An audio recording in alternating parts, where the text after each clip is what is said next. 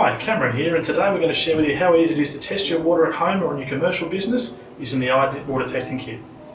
The most important part when you first open the kit is to understand the different parts of the overall iDip system. Up here is we have our cell. This is where we put the water that's going to be tested. The LCD screen, which will give the results overall and also show what parameters you were testing for. This is the read button. This is the button that will actually initiate the test when you start. And the zero on button works as both the on function and it also zeroes out so you can start a fresh test. On the very base of the unit is where the batteries reside, and how they're actually removed and replaced is by the removal of this screw. The brains of the iDip system are controlled through the app. The app can be sourced for both Android and for iPhone devices. It will also run through a history, so any tests that are carried out for yourself or any of your customers will be kept there into the cloud. There's a customer list, so you can actually attach different tests to that particular customer that you may have.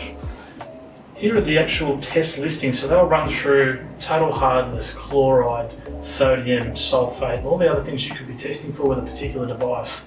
Not all of those tests come as standard with the kit, so it's important to understand which ones will best suit you.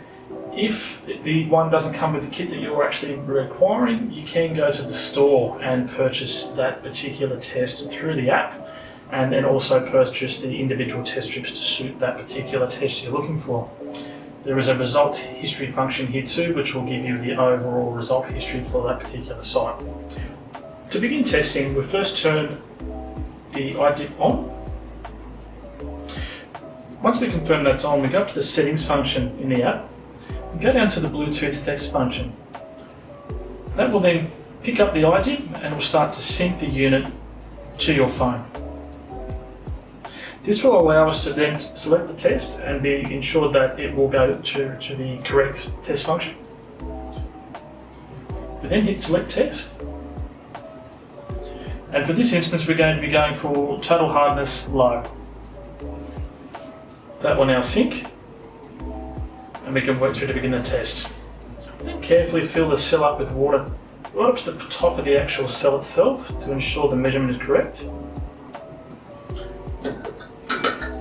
Take the test strip and place it inside and simultaneously hit the read function on the machine.